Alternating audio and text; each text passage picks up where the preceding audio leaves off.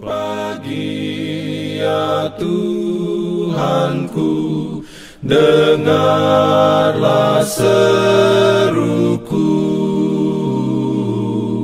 melayang doa yang sungguh, memandang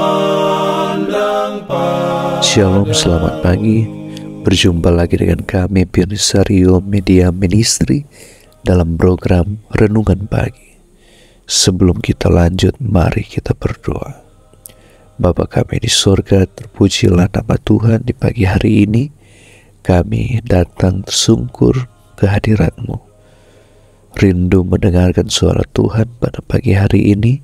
Biarlah Tuhan berfirman melalui renungan di pagi hari ini ya Tuhan.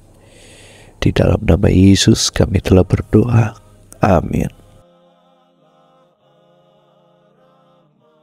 Renungan pagi hari ini Selasa 8 Juli 2025 dengan judul Pelaku yang Sebenarnya. Ayat tema dalam Ayub 13 ayat 15 dan 16. Lihatlah, ia hendak membunuh aku, tak ada harapan bagiku, namun aku hendak membela perilakuku di hadapannya. Itulah yang menyelamatkan aku, tetapi orang fasik tidak akan menghadap kepadanya. Jika ada seseorang yang mengetahui satu atau dua hal tentang penderitaan, itu adalah Ayub. Ketika saya meninjau kembali kisahnya, hal itu membuka jendela pemahaman saya dalam pencarian saya untuk mencari jawaban atas pertanyaan besar mengapa. Ketika Ayub menceritakan suatu masa ketika iblis menantang Tuhan, perihal Ayub, orang saleh dan makmur yang dekat dengan Tuhan. Apakah menurutmu Ayub menyembahmu dengan cuma-cuma? Iblis bertanya kepada Tuhan. Engkau tidak pernah membiarkan hal buruk apapun terjadi padanya, dan lihatlah semua yang telah engkau berikan kepadanya.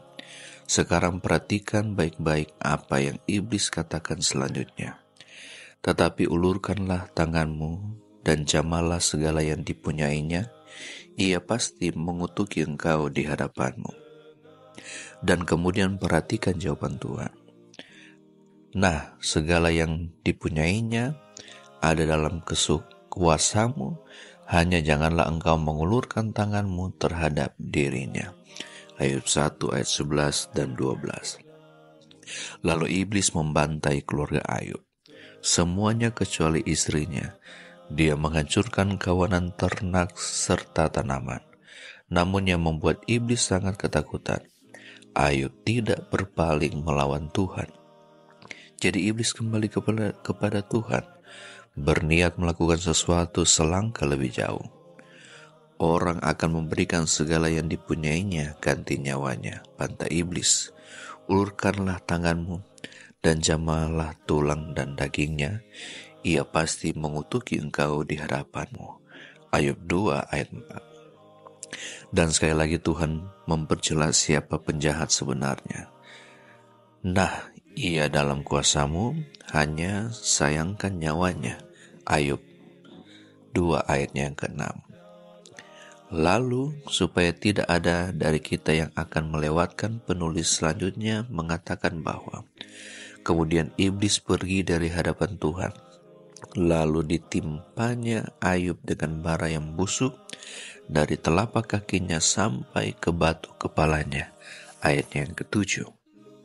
Siapa yang menindas Ayub? Itu adalah iblis, bukan Tuhan. Strategi besar iblis dalam perang kejahatan melawan kebaikan adalah dengan membuatnya tampak nyata bahwa Tuhan menentang kita, karena dia tahu bahwa anak-anak tidak memberontak terhadap orang tua ketika mereka yakin orang tua mereka mencintai mereka. Tetapi mereka memberontak terhadap orang tua yang mereka rasa tidak peduli. Terkadang ketika hal buruk terjadi, kita mungkin melihat bukti-bukti mengapa Tuhan mengizinkannya. Ada kalanya kita seperti dibiarkan berada dalam kegelapan. Dalam kasus seperti yang terakhir, Kita harus kembali percaya pada Tuhan yang kita kenal dan berkata seperti Ayub, "Aku akan percaya kepadanya meskipun aku mati." Dalam beberapa pekan terakhir, pernahkah Anda merasa terjebak di tengah-tengah pertarungan antara yang baik dan yang jahat?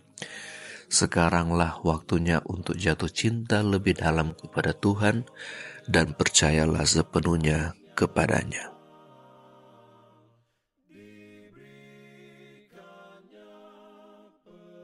Demikianlah renungan di pagi hari ini.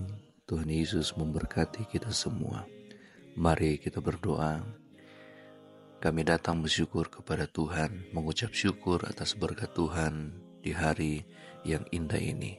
Kami boleh mendengarkan firman Tuhan, boleh memberkati kami sepanjang hari ini, dan kiranya berkat Tuhan di hari ini menjadi bagian kami. Kami terus melayani Tuhan dengan kekuatan kesehatan yang Tuhan berikan kepada kami. Kami serahkan segenap kehidupan kami, keluarga kami, dan semua rencana kami kepada-Mu saja ya Tuhan. Kami telah berdoa dan mengucap syukur dalam nama Yesus Tuhan dan Juru Selamat kami. Amin.